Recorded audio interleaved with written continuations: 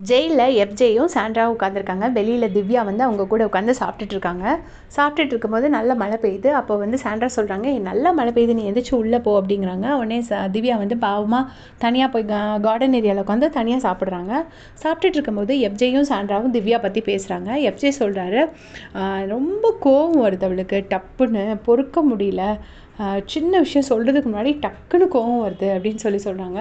சொல்லிவிட்டு திவ்யா பண்ணுற இன்னொரு பெரிய தப்பு என்னென்னா, அவங்க வந்துட்டு அந்த நாங்கள் 1 மந்த் பார்த்துட்டு தான் வந்திருக்கேன், 1 மந்த் பார்த்துட்டு தான் வந்திருக்கேங்கிறத திருப்பி திருப்பி சொல்லிகிட்டே இருக்கா. நீங்களும் பார்த்துட்டு தான் வந்திருக்கீங்க, பட் நீங்களாம் அப்படி திருப்பி திருப்பி சொல்லலை. அது திருப்பி திருப்பி சொல்கிறது வந்து எங்களுக்கெல்லாம் மற்றவங்களுக்கெல்லாம் எப்படி ஆகுதுன்னா, அது ஒரு கோவம் மாதிரி ஆகுது. அதனால தான் ரொம்ப அவளுக்கு எகெயின்ஸ்டாக நிற்கிறாங்க அப்படின்னு சொல்லிட்டு எஃப்ஜே எப்பவுமே சொல்கிறது ரொம்ப வேலிட் பாயிண்ட்ஸாக தான் இருக்கும். இது கரெக்ட் தான். திவ்யா வந்து அதை கண்டிப்பாக டோன் டவுன் பண்ணி தான் ஆகணும். ஏன்னா அவங்க வந்துட்டு இந்த மாதிரி இந்த 1 மந்த் பார்த்துட்டு தான் வந்தேன், 1 மந்த்தாக நீங்கள்லாம் என்ன பண்ணீங்கன்னு கேட்குறது தான் இங்கே பெரிய பிரச்சனையாக இருக்குது. அதனால தான் எல்லாருமே செம்மையாக இரிட்டேட் ஆகுறாங்க. அதை வந்து சொல்கிறாரு.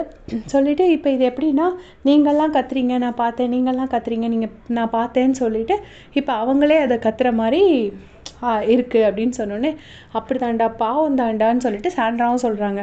ரொம்ப கோவப்படுறா, ஒருவேளை அவள் அப்படித்தானோன்னு எனக்கே இப்போ தோணுது. ஏன்னா அவளால் ஒரு சின்ன ஒரு இது கூட பொறுத்துக்க முடியல. பாவம் ரொம்ப கஷ்டப்படுறா, முந்தானதெல்லாம் ரொம்ப டவுன் ஆகிட்டா, அழுது அப்படியே உடஞ்சி போகிற மாதிரி ஆயிட்டா அப்படின்னு சொல்லிட்டு சாண்ட்ராவும் சொல்கிறாங்க. ஸோ 2 பேருமே திவ்யா பற்றி பேசிகிட்டு இருக்காங்க. இங்கே வந்து கேமரா ஃபோக்கஸில் திவ்யா உட்காந்து தனியாக சாப்பிட்டுட்டு இருக்கிறத காட்டுறாங்க. ஸோ உண்மை தான், திவ்யாவுக்கு வந்து கொஞ்சம் ஆங்கர் இஷ்யூஸ் இருக்குது. அப்படி கொதிக்கிற தண்ணி மாதிரி கோவமாகவே தான் இருக்கிறாங்க.